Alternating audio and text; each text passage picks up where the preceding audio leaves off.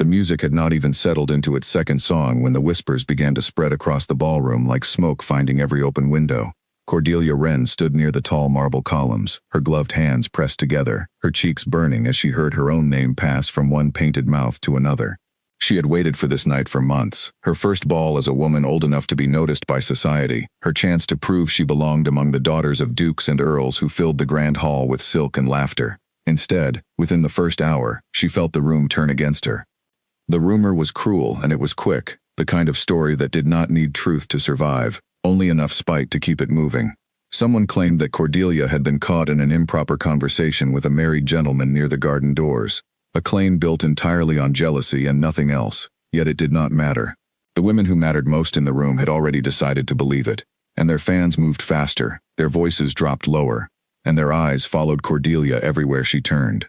Duke Ashford Wren stood near the far end of the hall, a glass of untouched wine in his hand, watching his sister's composure begin to crack from across the room. He was a tall man, careful in his movements, trained since childhood to never let his face reveal what his mind was doing. Tonight, that training worked against him. He saw everything.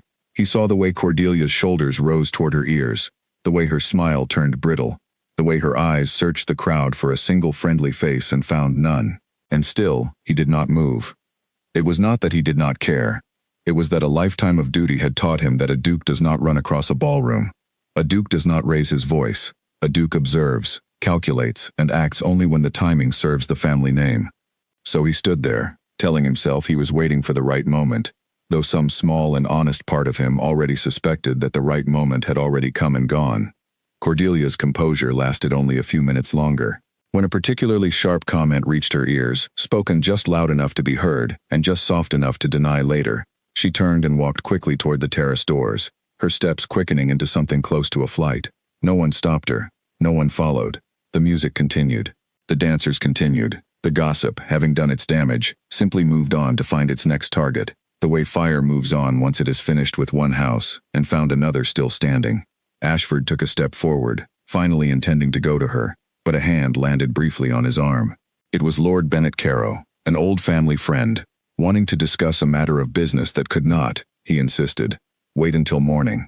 Ashford hesitated, glanced toward the terrace doors, and made the decision that would haunt him for days afterward. He gave Lord Carow 2 minutes of his attention, telling himself it would cost nothing. 2 minutes became 5, 5 became 10, filled with talk of trade routes and shipping contracts that suddenly felt as distant and unimportant as the moon. By the time he excused himself from the conversation, his eyes swept the ballroom for his sister and did not find her. What he found instead, quite by accident, was a girl in a pale gray gown standing near the refreshment table. A girl he had noticed before only because she seemed so determined never to be noticed at all. Her name was Eleanor Hale, and she was, by every measure society used, unremarkable. She was not poor enough to be pitied, nor wealthy enough to be courted. Her family held a small estate 2 counties away. Respectable but unimpressive, the kind of name that appeared on guest lists out of politeness rather than importance. She wore her hair simply, her gown was a season out of fashion, and she had spent most of the evening standing near the walls, watching the dancing with the quiet patience of someone who had long ago stopped expecting to be asked. Ashford had seen her at perhaps a dozen events over the years, and could not recall exchanging more than a few polite words with her at any of them. She was, in the unspoken language of the aristocracy, invisible. And yet, as he watched now, she was the only person in the entire ballroom who seemed to have noticed that Cordelia had left in distress. He watched her set down her cup of lemonade without hurry, without drawing attention, and move toward the terrace doors with the same quiet steadiness she carried in everything she did. She did not rush. She did not look around to see who might be watching her leave. She simply walked, as though comforting a stranger's weeping sister was the most natural thing in the world, something that required no permission and no audience. Curiosity, and something harder to name, pulled Ashford toward the same doors a few moments later, though he stopped himself before stepping through them.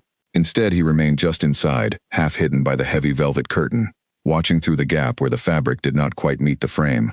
The terrace was cool and mostly empty, lit only by the soft glow spilling from the ballroom windows and a scattering of lanterns along the stone railing. Cordelia stood near the far end, her back to the doors, her shoulders shaking with the effort of crying quietly, the way young women were taught to cry when they could not afford to be seen crying at all. Eleanor approached her slowly, and when Cordelia turned, startled, clearly expecting a stranger come to witness her humiliation further, Eleanor did something Ashford did not expect. She did not offer empty comfort. She did not immediately promise that the rumor would fade, or that no one truly believed it. Instead, she simply stood beside her, close enough to be present, far enough to not crowd her, and waited. "You do not have to explain anything to me," Eleanor said, her voice low enough that Ashford had to lean nearer the gap in the curtain to catch her words. "I am not here because I want a story to carry back inside. I am here because I saw you leave, and I did not think anyone should be left alone after a night like this." Cordelia wiped at her eyes with the back of her glove, her voice cracking as she spoke. "They will not stop. Even if it is not true, they will not stop saying it. My name will be attached to this for the rest of the season." "Perhaps," Eleanor admitted, and Ashford noted, with some surprise, that she did not lie to soften the truth. "Rumors are cruel that way. But I have learned something in my years of standing along walls and being forgotten at every ball I attend. The people who spread these stories the loudest are usually the ones who fear being forgotten themselves. They need someone else to talk about because no one is talking about them." A small, surprised laugh escaped Cordelia, quickly swallowed by another wave of tears, though these seemed lighter than the first. "That is a strange kind of comfort." "It is the only kind I have to offer," Eleanor said, and there was warmth in her voice now, gentle and unhurried. "But I promise you this, whatever they say tonight, it will not be the thing anyone remembers by next season. There will be a new rumor, a new target, a new scandal to chase. You only have to survive tonight, and tomorrow, and the next day after that, until the story grows old and tired, the way they always do." Cordelia was quiet for a long moment, staring out at the dark garden beyond the railing, and when she finally spoke again, her voice had steadied considerably. "Why are you being so kind to me? We have barely spoken before tonight." Eleanor considered the question honestly, as though it deserved a real answer rather than a polite deflection. "Because I know what it feels like to stand in a room full of people and feel as though you do not exist. I have felt that at nearly every ball I have attended since I was 16. I would not wish that feeling, or anything close to it, on anyone, even for one evening." Behind the curtain, Ashford found himself unable to move, caught somewhere between the discomfort of watching a private moment uninvited and the growing weight of an emotion he could not immediately name. He had spent the entire evening believing that the correct response to his sister's distress was careful, measured, delayed action, weighed against business and reputation and timing. He had convinced himself that patience was wisdom. And yet here, on a cold terrace lit only by lantern light, a girl the entire room had spent years overlooking, had simply walked out and done the only thing that mattered, without needing to weigh a single consequence first. There was no calculation in what Eleanor had done. There was no attempt to be seen doing a kindness, no eye toward how it might be received or repeated later as a point in her favor. She had simply noticed suffering and moved toward it, the way water moves toward the lowest point in a room, without thought, without hesitation, without asking whether it was owed anything in return. Ashford stayed behind the curtain until the two young women began walking back toward the doors, at which point he stepped away quickly, retreating into the crowd before either of them could see that he had witnessed the entire exchange. He found a quiet corner near one of the tall windows and stood there for a long while, his wine still untouched, his mind circling back again and again to the image of Eleanor Hale standing calmly beside his sister, while the rest of the ballroom continued its dancing, entirely unaware and entirely unbothered. When Cordelia returned inside a short while later, her eyes were still faintly red, but her chin was lifted, her spine straight, her steps steady in a way they had not been when she left. She moved through the room with a composure that surprised even her brother, greeting a few acquaintances with polite nods, declining to acknowledge the whispers that still occasionally followed her. Eleanor had slipped back into the crowd quietly, returning to her spot near the wall as though nothing at all had happened, as though she had not, in the space of 10 quiet minutes, done more for Cordelia Wren than every guest of higher rank in that entire ballroom combined. Ashford watched his sister for the rest of the evening with a strange new attention, noting the way her recovered confidence seemed to hold, even as fresh whispers occasionally reached her ears. He also found his eyes drifting, more than once, toward the pale gray gown standing quietly near the wall, toward the girl who had done what he, in all his careful restraint, had failed to do. By the time the carriages were called and the guests began filing out into the cold night air, Ashford had made no move to speak to Eleanor Hale.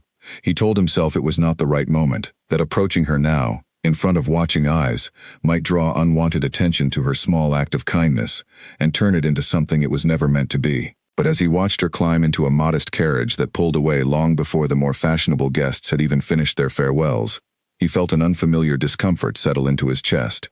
something between admiration and shame. He had spent the entire evening standing in silence, watching, waiting, calculating the correct moment to act, while a girl no one in that ballroom thought twice about had simply acted, without hesitation, without expectation, without a single thought toward what it might cost or earn her. And as his own carriage pulled away from the grand house, carrying him and his still quiet sister home through the dark streets, Ashford could not shake the feeling that he had witnessed something far more important that night than a debutante's scandal. He had witnessed, for the first time in longer than he could remember, what it looked like when someone chose kindness simply because it was needed, and asked for nothing in return. 3 days passed before Ashford found the courage to act on the thought that had followed him home from the ball, and even then, he told himself he was only doing what any grateful brother would do. He instructed his carriage to take him toward the Hale estate on the pretense of delivering a letter of thanks, a simple courtesy that any well-mannered family might extend after a kindness shown to a daughter of the house. He did not examine too closely why he had chosen to deliver the letter himself rather than send it by messenger, the way custom and convenience would have suggested. The Hale estate, when he arrived, was smaller than he expected, though well kept, its gardens trimmed with obvious care despite what he suspected were limited funds for such things.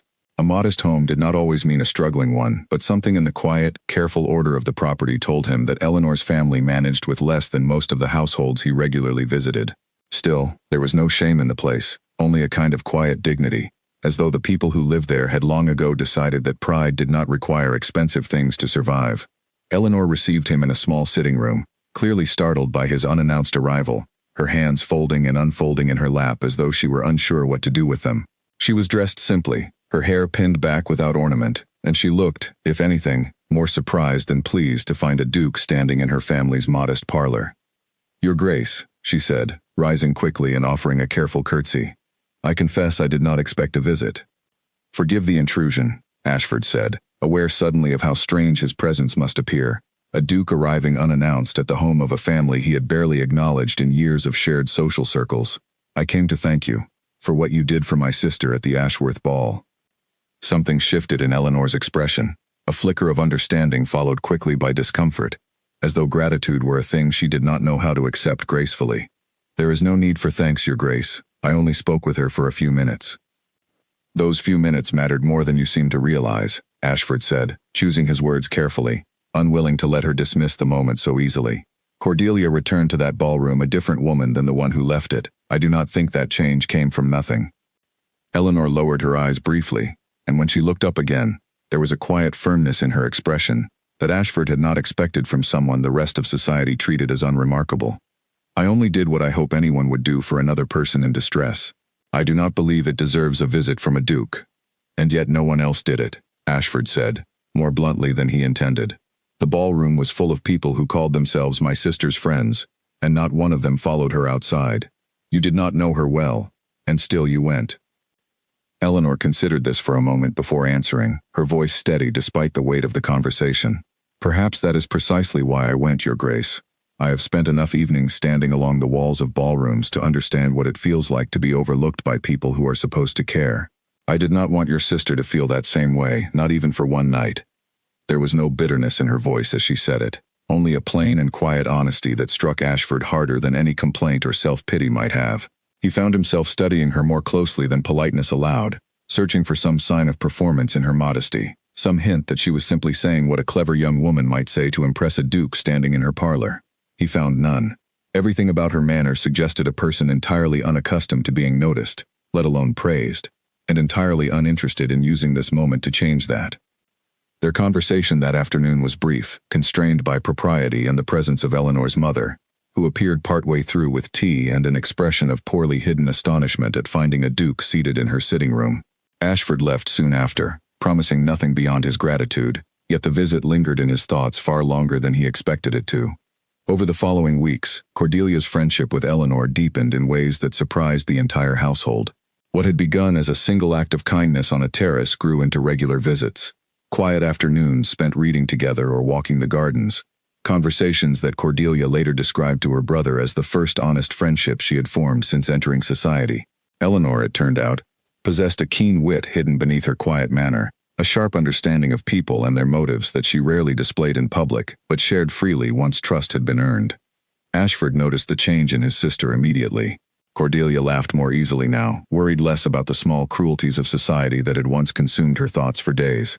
She spoke of Eleanor with a warmth she reserved for very few people, praising her honesty, her patience, her refusal to flatter simply for the sake of comfort. Where other young women in Cordelia's circle offered only agreement and admiration, Eleanor offered something rarer, a friend willing to tell her the truth even when it was not what she wished to hear. It was during one of these ordinary afternoons, as Ashford passed through the garden and found Eleanor and Cordelia seated together beneath the old oak tree near the fountain, that he began to understand the depth of what had grown between them. Cordelia was laughing at something Eleanor had said, a real laugh, unguarded and bright, and Eleanor herself wore an expression of quiet ease that Ashford had never seen on her at any ball or gathering. Away from the judgment of crowded rooms, she seemed to breathe more freely, her voice carrying further, her opinions offered without the careful restraint she wore like armor in public. He found himself pausing at the edge of the garden path, unwilling to interrupt, content simply to observe for a moment longer than necessary. It was in that unguarded observation that he first admitted to himself, quietly and with some discomfort, that his interest in Eleanor Hale had grown beyond simple gratitude. There was something in the steadiness of her character, the absence of pretense in everything she said and did, that he found himself comparing, unfavorably, to every other young woman his mother had suggested as a suitable match over the years. Those women, daughters of powerful families with impressive dowries and impeccable connections, had always approached him with practiced charm, each conversation carefully constructed to highlight their accomplishments and secure his favor. Eleanor did none of this. She spoke to him plainly, without flattery, occasionally even disagreeing with him on matters of opinion in a way that most young women would have considered far too bold for a duke's company. He found, to his own surprise, that he preferred it. Their conversations grew more frequent as the weeks passed, though always within the bounds of propriety, always accompanied by Cordelia or another member of the household. They spoke of books Eleanor had read, of the small joys and frustrations of managing a modest estate, of Ashford's own responsibilities as Duke, which he found himself describing with more honesty to her than he had ever offered anyone else, including members of his own family. Eleanor listened without judgment, offering observations that were often sharper and more insightful than the advice he received from his own advisors. "You speak of duty as though it were a weight you carry alone," she said to him once, during a quiet afternoon in the drawing room while Cordelia was occupied elsewhere. "But surely a duke is not expected to solve every difficulty of his estate and his family single-handedly." "It often feels that way," Ashford admitted, surprising himself with the honesty of the answer. "My father believed that showing weakness, even asking for help, was a failure of character. I was raised to believe the same." Eleanor considered this for a moment, her expression thoughtful rather than sympathetic, a distinction Ashford had come to appreciate in her. "I wonder if that belief has cost you more than it has protected you, Your Grace. There is a difference between weakness and simply allowing another person to help carry a burden. I do not think my presence at your sister's side that evening made her weaker for having accepted comfort. I think it made her stronger, knowing she was not entirely alone." The words settled into him with unexpected weight, echoing long after their conversation ended. He thought of the 2 minutes he had spent discussing shipping contracts while his sister wept alone on a terrace, of the careful calculation that had delayed his own response to her distress, of the quiet ease with which Eleanor had simply acted without weighing cost or consequence. He began to understand, slowly, and with some discomfort, that his careful restraint, the very trait he had been taught to value above all others, had perhaps cost him more than he realized. Word of Ashford's increasingly frequent visits to the Hale household did not go unnoticed within his own family. His mother, the Dowager Duchess Margaret, a woman whose entire life had been shaped by the careful preservation of family status and influence, began to ask pointed questions over dinner, her tone light but her meaning unmistakable. She inquired after Eleanor's family connections, her dowry, her prospects, questions that Ashford found himself answering with increasing reluctance, aware that each answer only confirmed what his mother clearly already suspected. "She is a pleasant enough girl, I am sure," the Duchess said one evening, setting down her fork with deliberate precision. "But you must understand, Ashford, that a duke's attentions are never simply personal. Every visit, every conversation, carries weight in the eyes of society. If you continue calling upon the Hale family with such frequency, people will begin to draw conclusions, whether or not those conclusions reflect your true intentions." "And if those conclusions happen to be accurate?" Ashford asked, more sharply than he intended, surprising himself with the boldness of the question. His mother's expression tightened, though her voice remained carefully controlled. "Then you would be making a decision that could weaken this family's position, at precisely the moment when we can least afford weakness. You know as well as I do that our alliances, our influence, our very security, depend upon marriages that strengthen our standing, not merely satisfy personal preference. Ashford said nothing further that evening, though the conversation lingered in his thoughts long after his mother had retired for the night. He understood, better than most, the weight of family expectation, the careful web of alliances and obligations that had shaped every decision of his life since he inherited his title. He had never seriously questioned that path before, had never imagined himself choosing personal preference over dynastic necessity.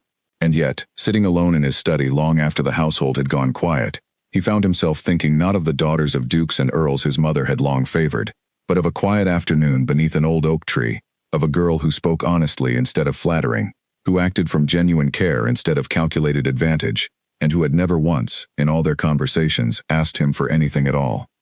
Cordelia's affection for Eleanor continued to deepen through the following weeks, the two young women growing as close as sisters despite the difference in their circumstances. Eleanor became a regular presence in the household, invited not out of obligation but out of genuine desire, welcomed by the staff and by Cordelia, with a warmth that stood in sharp contrast to the careful formality with which most guests were received. Ashford watched this growing closeness with a complicated mixture of pleasure and unease, aware that his own feelings toward Eleanor were beginning to complicate what should have remained a simple friendship between his sister and a kind acquaintance. He told himself, more than once, that his growing interest was nothing more than admiration for her character, gratitude for what she had done for Cordelia, appreciation for the honesty she brought to every conversation.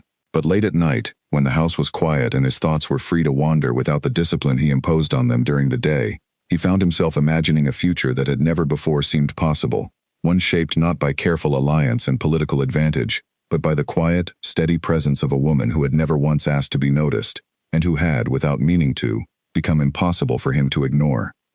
There came an evening, near the end of that particular season, when Ashford found himself walking Eleanor to her carriage after a quiet family dinner, the two of them lingering longer at the door than propriety strictly required. The night air was cool, carrying the faint scent of late roses from the garden, and for a moment neither of them spoke, content simply to stand together in the soft light spilling from the entrance hall. "Your sister tells me you have been unusually quiet these past weeks," Eleanor said finally, breaking the silence with the same directness that had first drawn his attention on that terrace months before. "She worries that something troubles you, though she cannot say what."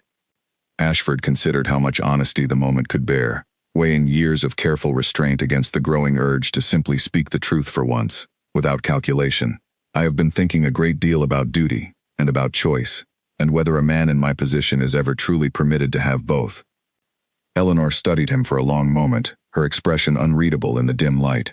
"I do not know the answer to that, Your Grace. I only know that a life lived entirely for duty, without room for anything chosen freely, seems a very lonely way to live." "And what would you choose, Miss Hale, if the choice were entirely your own?" he asked, the question slipping out before he could stop himself. She did not answer immediately, and when she finally spoke, her voice was quieter than before, almost hesitant.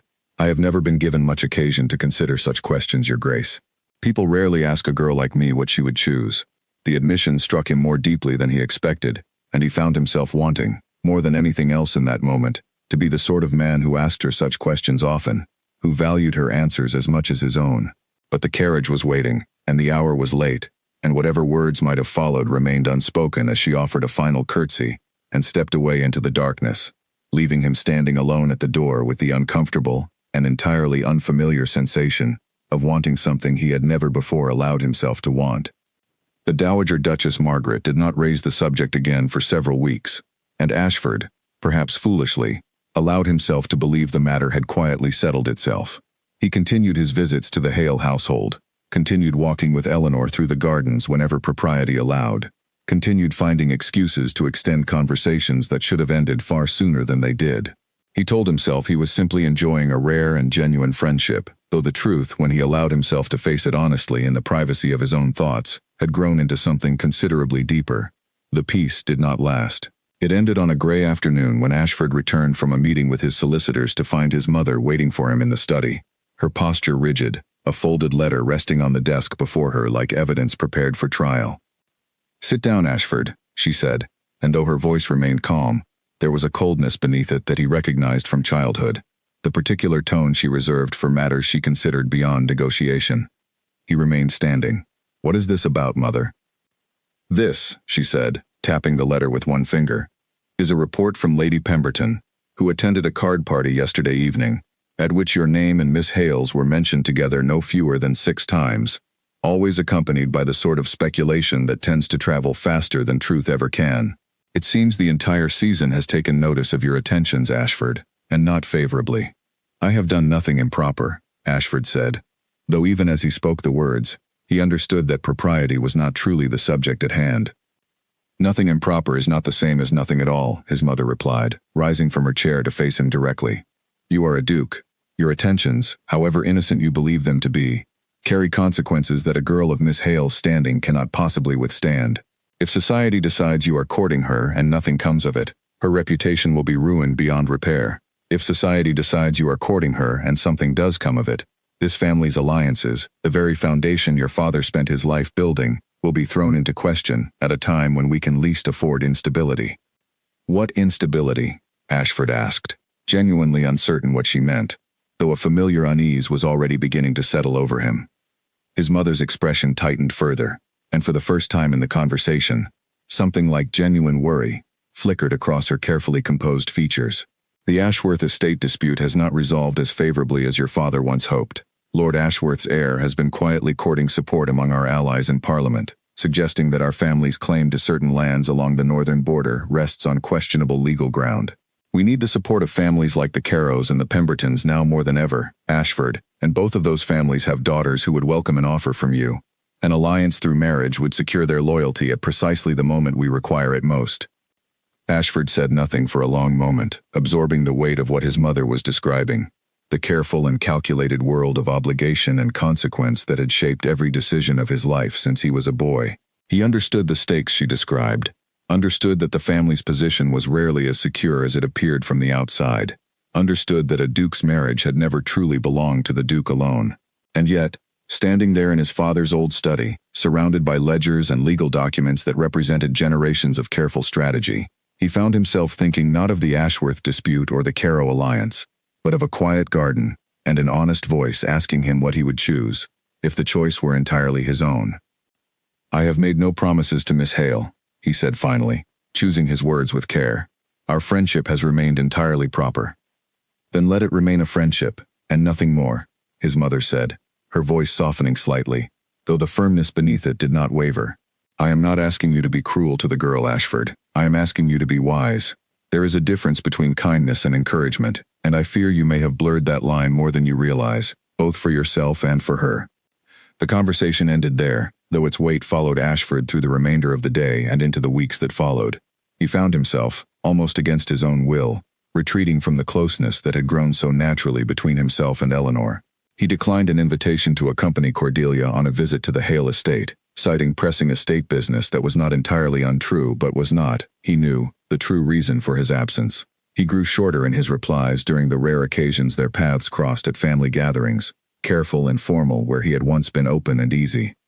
Eleanor noticed the change almost immediately, though she said nothing at first, absorbing the shift in his manner with the same quiet dignity she brought to every difficulty in her life. Cordelia, however, noticed it as well, and confronted her brother directly one evening as they sat together in the drawing room after dinner. "You have grown cold toward Eleanor," Cordelia said, setting down her needlework with unusual firmness. "She has said nothing to me about it. But I am not blind, Ashford. What has happened?" "Nothing has happened," he said, though even to his own ears the words sounded hollow. "That is precisely the problem," Cordelia replied, her voice rising slightly. "Something clearly has happened, and you refuse to speak of it. Eleanor has been nothing but kind to this family since the night of my debut. She helped me when no one else did, when even you, my own brother, stood by and watched. And now you treat her as though she has done something wrong, when the only thing she has ever done wrong, as far as I can see, is fail to be born with the right family name." The accusation struck harder than Ashford expected, precisely because it carried more truth than he wished to admit. He said nothing, unable to defend himself against a charge he could not honestly deny, and Cordelia, seeing his silence for what it was, rose from her chair with visible frustration, and left the room without another word. The distance between Ashford and Eleanor continued to grow over the following weeks, made worse by the increasing intensity of the rumors circulating through society.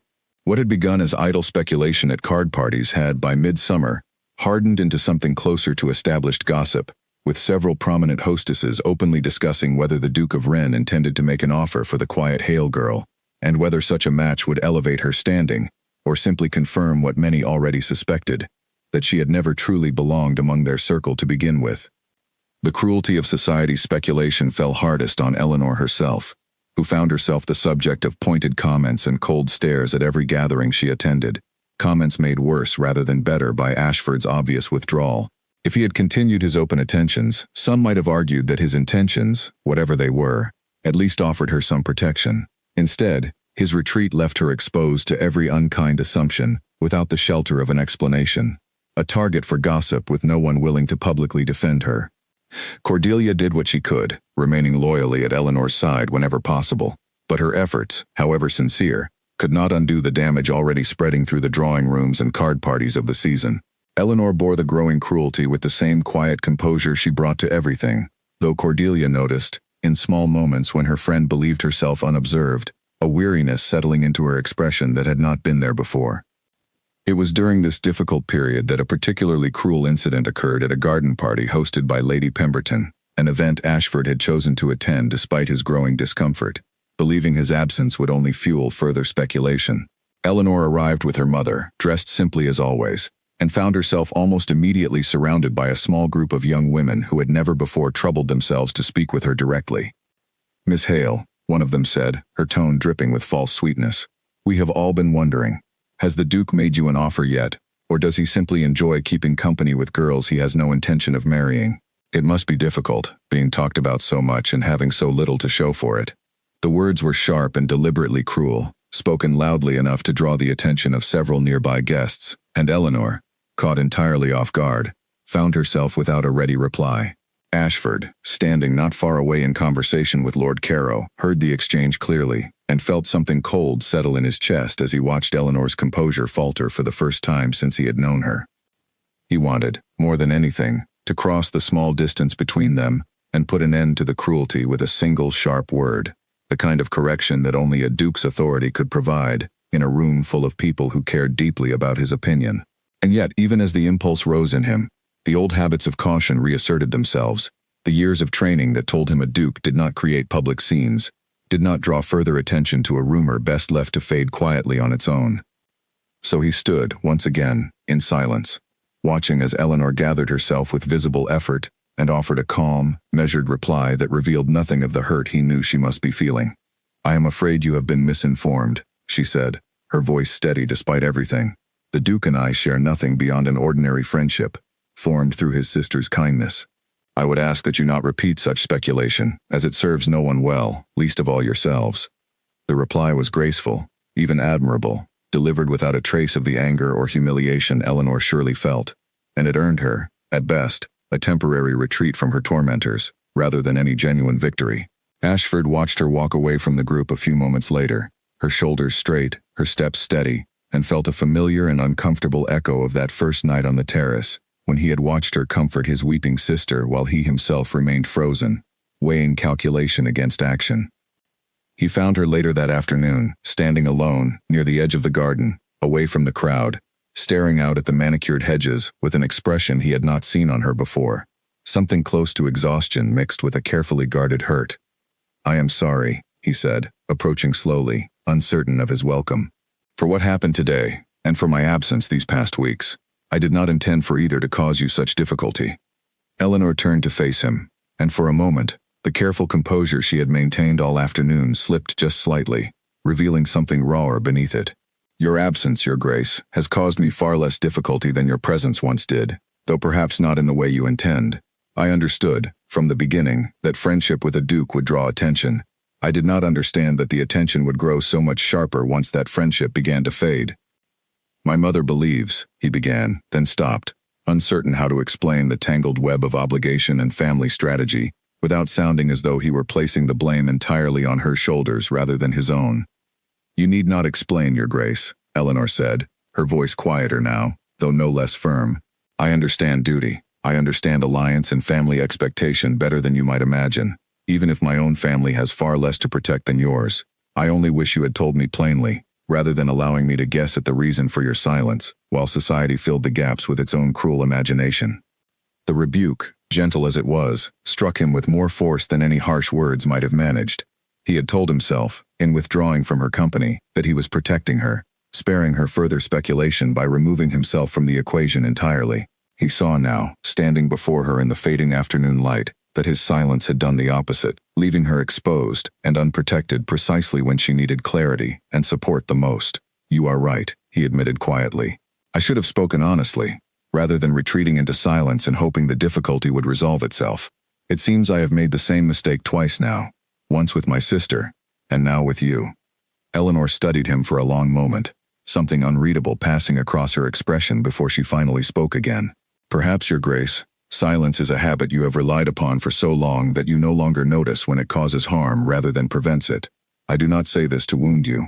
I say it because I believe you are capable of more than you have shown, if only you would trust yourself enough to speak when it matters most." She left him standing alone at the edge of the garden a few moments later, returning to her mother's side to prepare for their departure, and Ashford remained there for a long while after, turning her words over in his mind, feeling the truth of them settle into him with uncomfortable weight. He thought of every moment in his life when caution had won out over honesty, every instance when careful restraint had felt, in the moment, like wisdom, only to reveal itself later as simple cowardice dressed in more respectable clothing. And as the garden emptied around him and the evening light began to fade, he found himself facing, for the first time, the possibility that the very trait he had been raised to value above all others might be the thing standing between him and every person he had ever truly failed to protect. That evening, upon returning home, Ashford found his mother waiting once again in the study, though her expression this time carried less certainty than it had during their previous conversation. She had heard, it seemed, of the incident at Lady Pemberton's garden party, the cruel remarks made toward Eleanor, and the crowd that had gathered to witness her humiliation. "I did not intend for the girl to suffer for this," the Duchess said, her voice quieter than usual, almost reluctant. "I only wished to protect this family's interests, Ashford. I did not anticipate that my caution would translate into cruelty towards someone who has done nothing but show kindness to this household." "And yet that is precisely what has happened," Ashford replied, unable to keep a note of accusation from his voice, though he understood that the blame did not rest with his mother alone.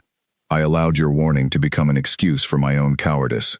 I told myself I was protecting Eleanor by withdrawing, when in truth I was only protecting myself from difficult conversations and harder choices."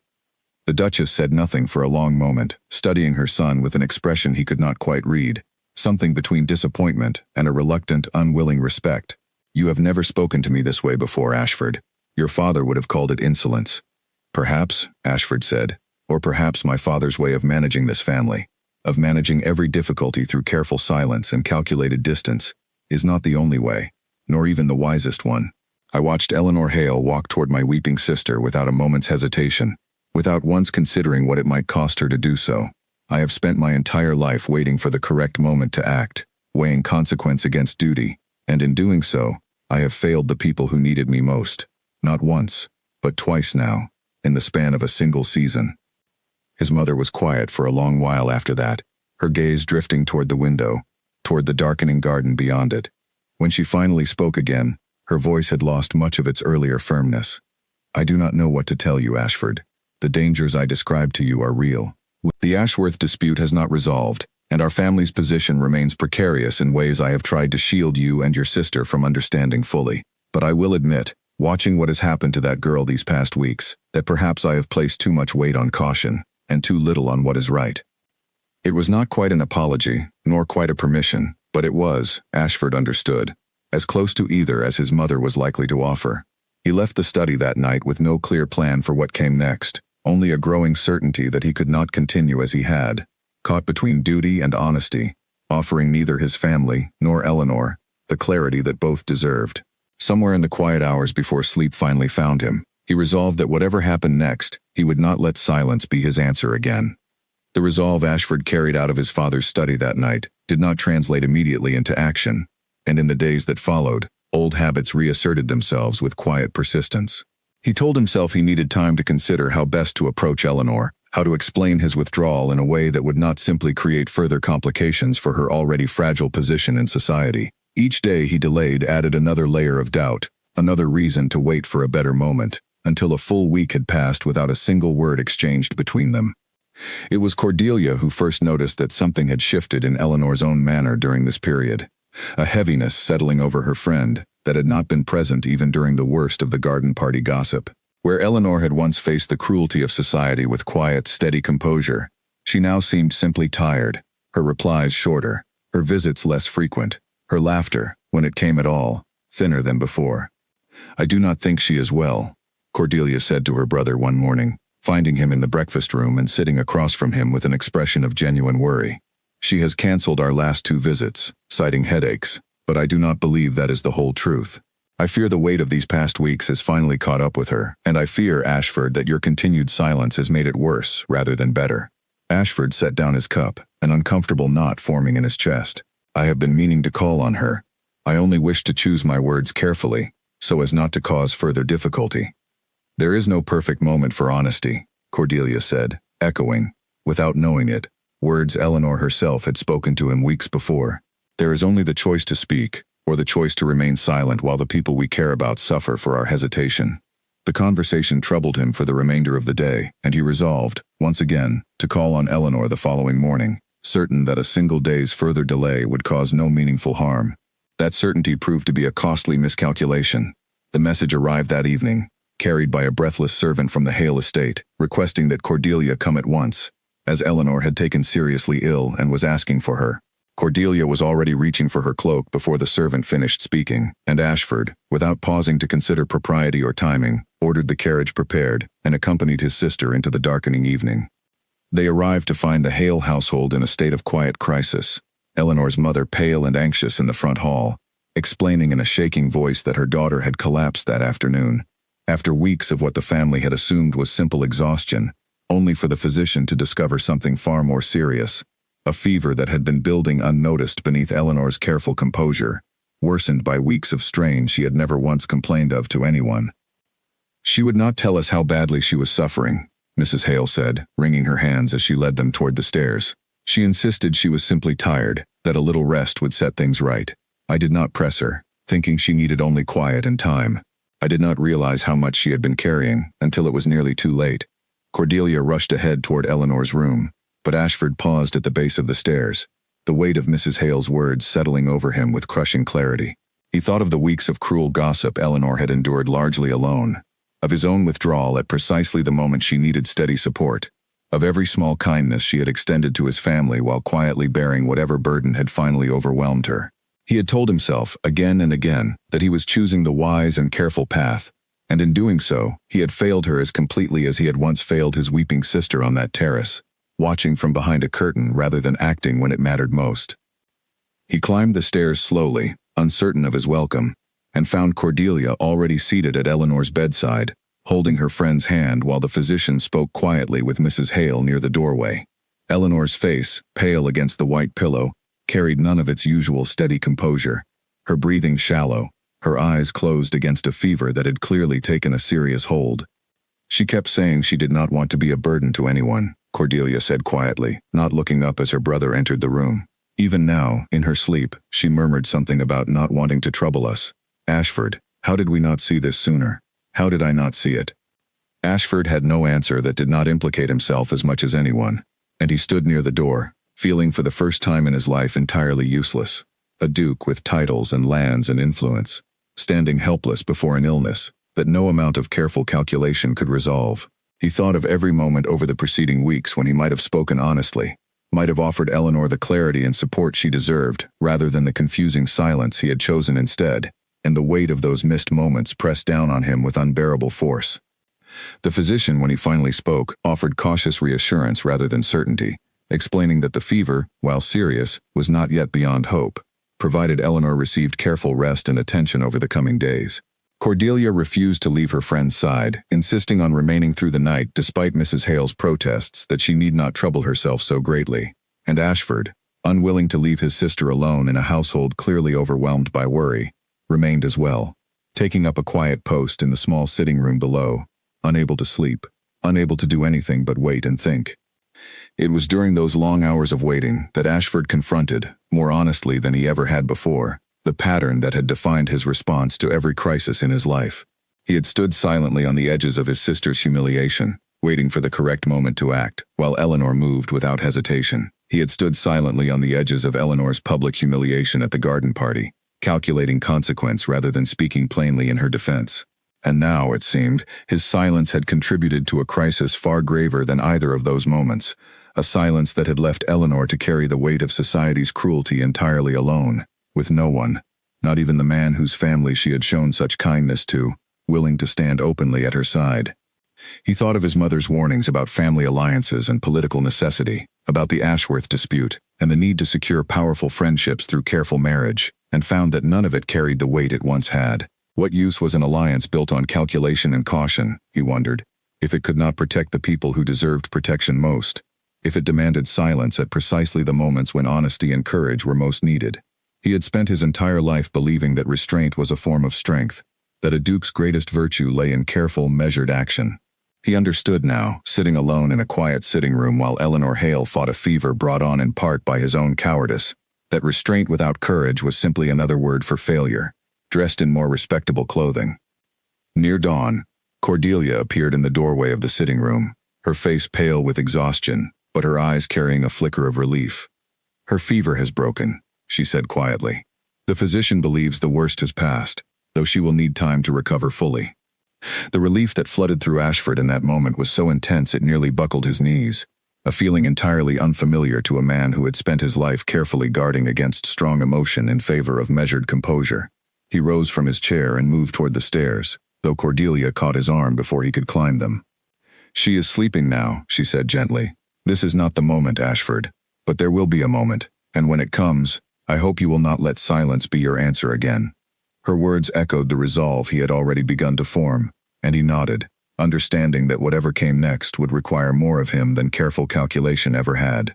He thought of his mother, of the family obligations that had shaped every choice of his life, of the Ashworth dispute and the political alliances that still hung, unresolved, over his family's future. He understood that choosing honesty now would likely mean confronting all of it directly, without the shelter of caution he had always relied upon. And for the first time in his life, he found that the prospect did not frighten him nearly as much as the alternative, a life spent watching from behind curtains and closed doors, while the people he cared for most suffered for his silence. The household slowly settled into a quieter rhythm over the following days as Eleanor's recovery progressed, her fever gone but her strength slow to return. Cordelia visited daily, bringing small comforts and quiet company, while Ashford, though he did not yet trust himself to face Eleanor directly, began at last to prepare for the conversation he had avoided for far too long. He spoke with his mother once more, this time not seeking permission but simply informing her of his intentions, watching as she absorbed the news with an expression that carried more resignation than surprise. "I suspected as much," the Duchess said quietly, folding her hands before her. "I cannot say I am entirely at peace with it, Ashford, but I have watched you these past weeks, and I confess I no longer believe caution alone will make you happy, or make this family stronger. Perhaps it is time you learned, as your father never quite did, that strength and stillness are not always the same thing." It was not full approval, but it was enough, and Ashford left the conversation with a clarity he had not felt in months, certain at last of the path he intended to take, whatever consequences it might bring. Before he could act on that resolve, however, another difficulty arose, one that tested the very courage he had only just begun to discover in himself. Word reached the household that Lord Ashworth's heir had grown bolder in his claims against the family's northern lands, going so far as to suggest publicly, at a gathering of influential members of Parliament, that the Wren family's title to the disputed territory rested on a forged document generations old. The accusation, whether true or entirely fabricated, threatened to unravel years of careful diplomatic work, and several of the family's oldest allies, including Lord Carow himself, began sending careful, non-committal replies to invitations that had once been accepted without hesitation. The Dowager Duchess, though she had softened somewhat in her opposition to Eleanor, found herself once again pressing her son toward caution, though this time her urgency carried genuine fear rather than simple strategy. "You cannot afford distraction now, Ashford," she said, gathering the scattered correspondence across the study desk with visibly trembling hands. "If the Carows withdraw their support, others will follow, and we may lose the northern lands entirely, along with a great deal more besides. This is not the moment for personal declarations. This is the moment for careful diplomacy." Ashford understood the danger she described, understood that his family's fortunes truly did hang in uncertain balance, and for a brief, difficult evening, he found the old instinct toward caution rising in him once more, whispering that perhaps this was not, after all, the right time to speak plainly to Eleanor, that perhaps duty required silence just a little longer. He spent a long night pacing the length of his study, torn between the two paths that had defined the entire season, unable to fully choose between them. It was Cordelia, once again, who offered him the clarity he could not find alone.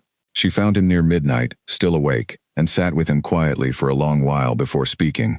"I have watched you weigh duty against happiness your entire life, Ashford, always believing the two could never coexist. But I do not think Eleanor ever asked you to abandon your responsibilities to this family. I think she only ever asked you to be honest, even when honesty was difficult. Perhaps the northern dispute requires careful diplomacy, but your heart does not require a political strategy. It only requires the courage to say what is true." Her words settled the matter more fully than any argument he could have constructed himself, and by the time dawn broke over the estate, Ashford had made his decision, understanding at last that the two burdens, family duty and personal honesty, need not be treated as enemies of one another. He resolved to face the Ashworth dispute directly, through careful legal argument and renewed diplomacy with the Carrows and Pembertons, while no longer allowing that difficulty to serve as an excuse for silence in matters of the heart. Whatever the coming weeks demanded of him as Duke, he would no longer let duty become a shield behind which he hid from the harder, more necessary work of speaking honestly to the people who mattered most.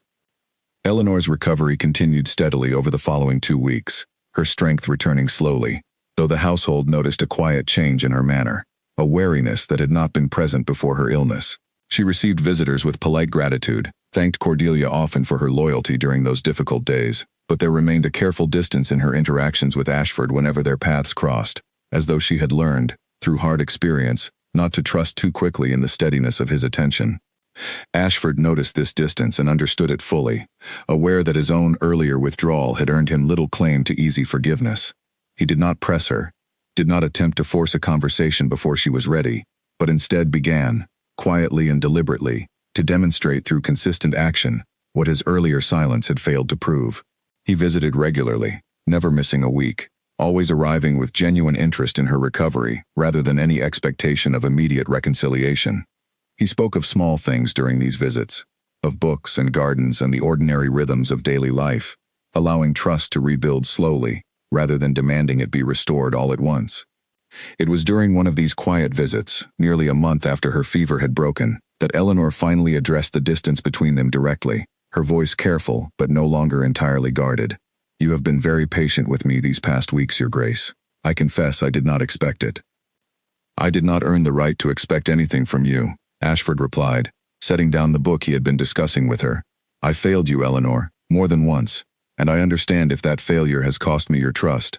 I only hope that patience, at least, might help me earn it back in time." Eleanor studied him for a long moment, her expression thoughtful rather than guarded now. "You call me by my given name," she observed quietly. "You have never done that before." "Forgive me," he said, though he made no move to correct himself. "I find that formality no longer feels honest, given everything that has passed between us these past months." A faint smile touched her lips, the first genuine one he had seen from her since her illness. "I do not ask you to correct it, Ashford. I find I do not entirely mind it." The small exchange marked a turning point, though the larger difficulties still remained unresolved, both the lingering damage of society's gossip and the far more pressing matter of the Ashworth dispute, which continued to occupy much of Ashford's attention through the following weeks. He threw himself into the careful diplomatic work his mother had urged, meeting repeatedly with Lord Carrow and other allies, presenting the family's legal claim to the northern lands with a thoroughness and honesty that gradually began to restore confidence among those who had grown wary.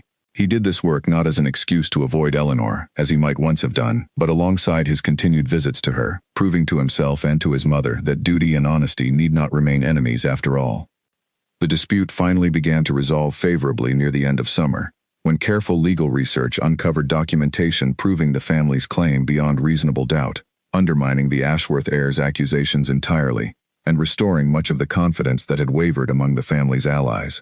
The relief that swept through the household was considerable, and the Dowager Duchess, though she remained careful in her praise, acknowledged to her son that his handling of the crisis had shown a maturity she had not expected, one that gave her genuine hope for the family's future under his leadership.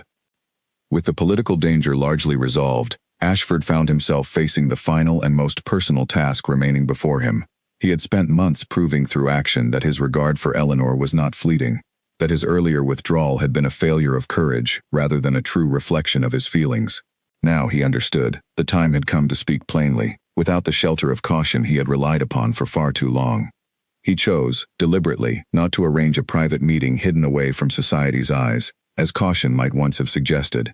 Instead, he asked Cordelia to help him arrange a modest gathering at the family estate, inviting a wide circle that included not only close family friends but several of the very society figures whose gossip had caused Eleanor such difficulty during the season, among them Lady Pemberton, and the young women who had confronted Eleanor so cruelly at the garden party months before. Cordelia, upon hearing his plan, regarded her brother with open surprise. "You intend to declare yourself publicly, before all of them?" "I have spent this entire season allowing silence and calculation to determine my actions," Ashford said. "I watched you weep alone on a terrace while I calculated the correct moment to intervene. I watched Eleanor humiliated in a garden while I weighed consequence rather than speaking in her defense. I will not make that mistake a third time. If I care for her, and I do, more than I have ever cared for anyone, then the entire world may know it plainly, rather than guessing at the truth through rumor and speculation." The gathering took place on a warm evening in early autumn, the estate's gardens lit with lanterns much as they had been on the night of Cordelia's debut so many months before. Eleanor arrived with her mother, uncertain of the occasion's true purpose, though Cordelia had gently encouraged her to attend, promising only that the evening would prove meaningful. Ashford found her not long after her arrival, standing near the same terrace where their story had first begun, and this time, he did not hesitate, did not retreat behind curtains or careful calculation. He crossed the space between them directly, in full view of the gathered guests, and stood before her with a steadiness that surprised even himself. "Eleanor," he said, his voice carrying clearly enough that several nearby guests turned to listen, though he did not lower it or attempt to shield the conversation from observation.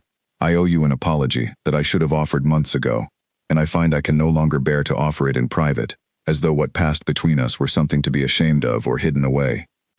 A hush began to spread across the nearby guests, conversations quieting as attention turned toward the Duke and the quiet young woman he addressed so directly. Eleanor's eyes widened slightly, though she said nothing, waiting. "On the night of my sister's debut," Ashford continued, "I watched you walk toward her when she needed comfort, while I stood frozen, weighing calculation against action, telling myself that a duke's restraint was a virtue rather than what it truly was, a failure of courage. That failure followed me through this entire season. I watched you humiliated at a garden party while I said nothing in your defense. I withdrew from your company when you needed honesty most, leaving you to face society's cruelty alone. And that silence, I now understand, contributed to an illness that very nearly took you from all of us who care for you." Eleanor's composure faltered slightly, her eyes bright with unshed tears, though she remained silent, allowing him to continue. "I have spent this season believing that duty and honesty could never coexist, that a man in my position must choose caution over courage in every difficult moment. I was wrong. You taught me that, Eleanor, though I was slow to learn it. You have never once, in all the time I have known you, calculated the cost of kindness before offering it. You simply act, because it is right, without concern for what it might earn you in return.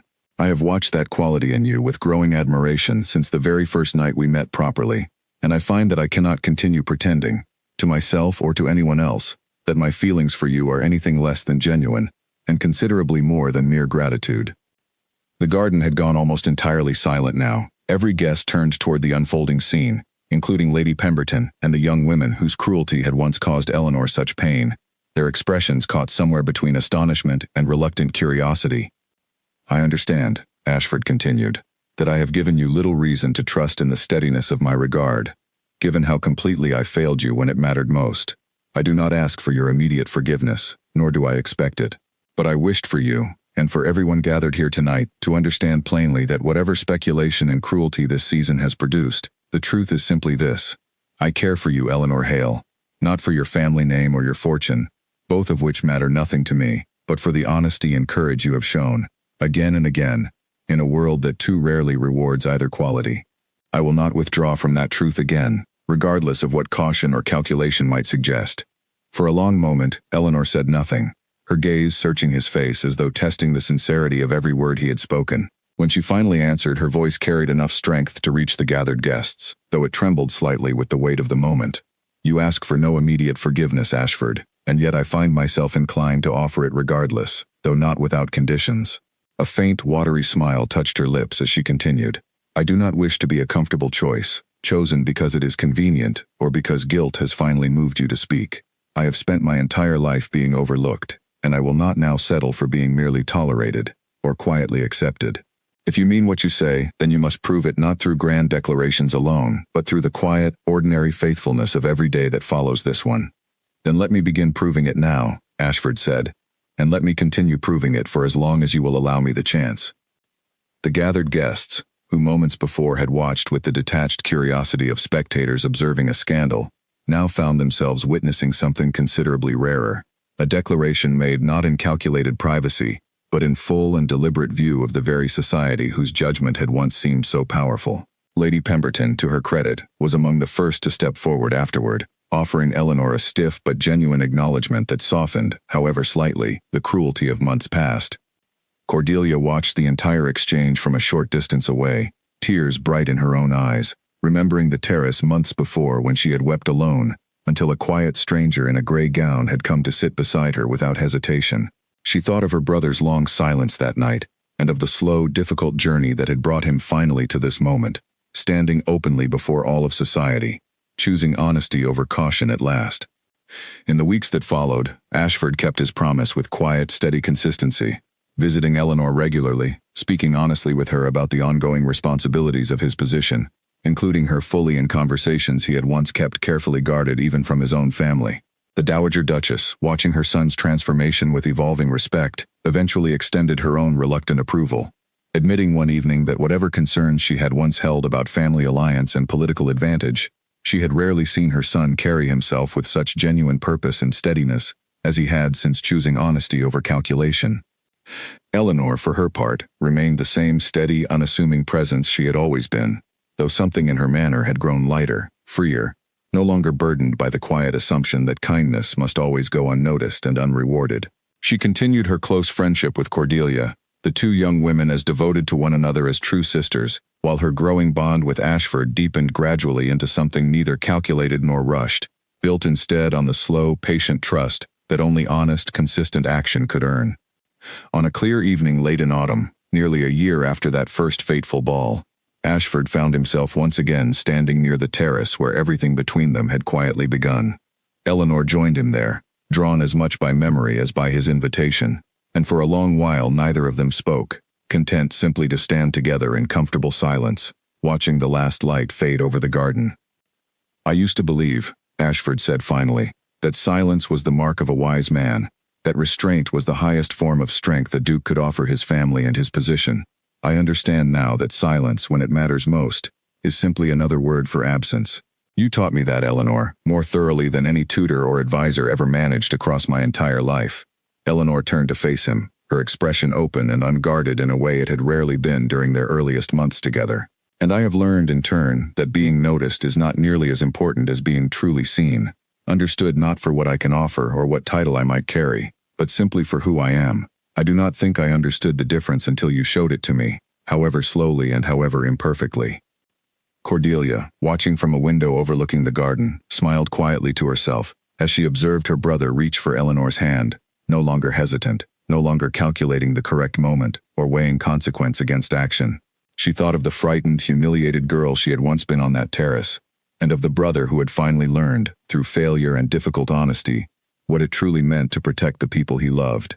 Whatever challenges still awaited them, the northern lands still requiring careful stewardship, society's opinions still occasionally sharp and unpredictable, she understood now that her brother would face them not with careful silence, but with the steady, honest courage that Eleanor Hale, the quiet wallflower the entire ballroom had once overlooked, had taught him to find within himself. Winter arrived early that year, bringing with it the quiet rhythms of a household settling into a new and steadier season. Ashford continued his visits to the Hale estate through the coldest months, undeterred by snow or difficult roads, arriving each week with the same unwavering consistency he had promised on that autumn evening in the garden. Eleanor's mother, who had once regarded the Duke's attention with cautious astonishment, grew accustomed to his presence at their modest table, coming to value his quiet, thoughtful manner as much as her daughter did. The Dowager Duchess, for her part, surprised the household further still by extending an invitation for the Hale family to spend the Christmas season at the Wren estate, a gesture that would have seemed unimaginable only months before. Eleanor accepted with quiet gratitude, and the days that followed were filled with the simple, ordinary warmth that had been so notably absent from the grand, glittering ball where this entire story had first begun. There were no crowds to navigate, no cruel whispers to endure, only firelit evenings, quiet conversation, and the steady comfort of people who had finally learned to be honest with one another. It was during one such evening, as snow fell softly beyond the tall windows of the drawing room, that Ashford asked Eleanor to walk with him once more, this time not toward a terrace shadowed by uncertainty, but toward the quiet warmth of the library, where a fire crackled steadily against the winter chill. There, without an audience, without the weight of society's watching eyes, he spoke to her plainly of a future he hoped they might build together, not as duke and dependent, not as rescuer and rescued, but as equal partners who had each, in their own way, taught the other something essential about courage and honesty. Eleanor listened with the same quiet attentiveness she had shown from the very beginning of their acquaintance, and when he finished speaking, she offered him not immediate agreement, but a promise that meant far more to him than any hurried yes could have provided. "I will not answer you tonight," she said gently, taking his hand in both of hers, "not because I doubt you, but because I want you to understand that my answer, when it comes, will be given freely, chosen entirely for its own sake, and not simply as the natural conclusion to a story that began with your gratitude and my kindness. Give me until spring, Ashford. Let us continue as we are, honest and steady, and when the season turns, I will give you my answer, certain of it in a way I could not yet claim to be tonight." It was, Ashford realized, precisely the kind of answer he should have expected from her, thoughtful and unhurried, free from the calculation and caution that had once defined his own choices, yet careful in its own quiet way to ensure that whatever came next would be built on solid and honest ground, rather than the fragile foundation of a single dramatic declaration. He agreed readily, understanding that her request was not a rejection but simply another lesson in the patient, deliberate honesty she had shown him from their very first conversation. Spring arrived gently that year, the gardens of the Wren estate slowly filling with color after the long winter months, and true to her word, Eleanor returned to the same terrace where everything between them had first quietly begun, finding Ashford waiting there much as he had waited, unknowingly, on the night of his sister's debut so long before. This time there was no crowd to hide behind, no curtain to conceal his hesitation, only the two of them standing together in the soft morning light, and when Eleanor finally spoke her answer, it came not as a grand declaration before gathered society, but as a quiet, certain truth shared only between them, the kind of honest and unhurried devotion that neither title nor fortune could ever have purchased, and that only patient, courageous honesty had finally made possible.